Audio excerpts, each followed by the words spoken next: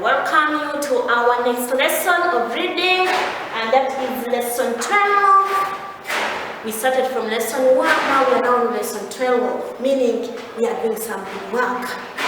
And from nowhere you will see yourself reaching on lesson 40. Are we together? Thank you very much. How is mommy and daddy? I still remain teacher Monica. I call upon your maximum attention to this lesson I'm going to deliver to you. Today's lesson is all about similes. Have you ever heard of similes, children? What are similes? Do you know an example of a simile? If not, then you're going to know them today. Children, can you pronounce for me the word simile wherever you are? Can you say a simile? A simile, if it is one.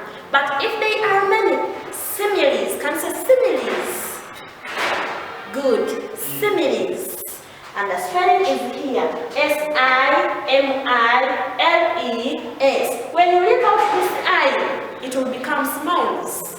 But me, my word is similes. What are similes? You say a simile, if it is one. A simile is a description. A simile is a description of something or someone in comparison to something else. I repeat, a simile is a description of something or someone in comparison to something else. What do I mean? You may compare something, you may compare your friend, you may compare anything to something else. You may compare yourself to something else. For example, if you're happy, you're always happy, you can compare your being happy to something else. You can say as happy as a king. As happy as a king. Are we together? Wonderful. Are we together? Good. So a simile is a description of something or someone in comparison to something else.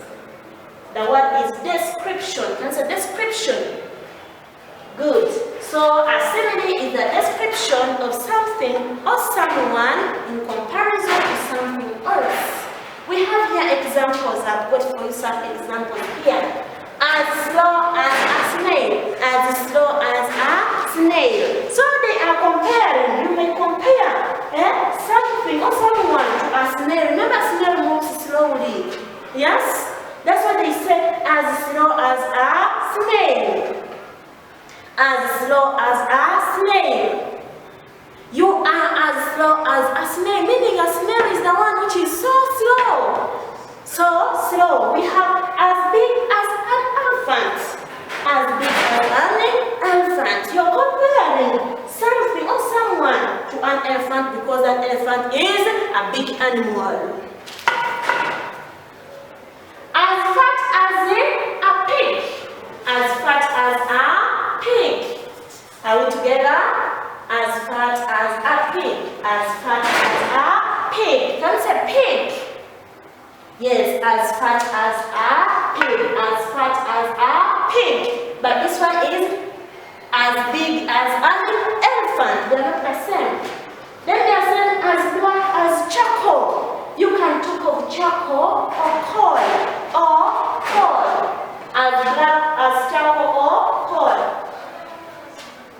As green as grass. Is there anything which is green compared to grass? No, it is the grass which is too green. As green as grass. As happy as a king. As happy as a king. As silly as a sheep. When somebody says you are as silly as a sheep, meaning as almost abused you, because they are comparing you to be silly like a sheep. Are we together? As playful as a puppy.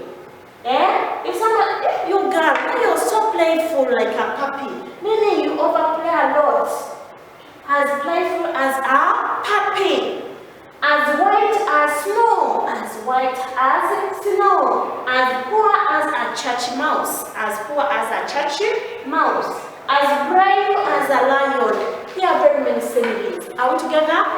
But our level, we have to know only these ones, some of them. Are we together? We have to put them in our head because they are the ones, they cannot bring a simile which is at the level of P7. Are we together?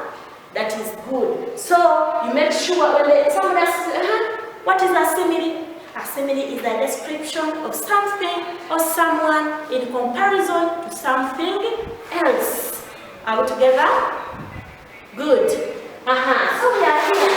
When they tell you complete the following similes correctly or complete sensibly, then they give you some of them, 3 of them. As black as, say as black as charcoal, as black as charcoal or coal. As big as an elephant, as silly as a sheep, as busy as a bee. That one is not here, but there are very many. As easy as a ABC. Are you getting? All those ones are not here, but there are very many. Are we together? As busy as a bee, as easy as ABC. Are we together?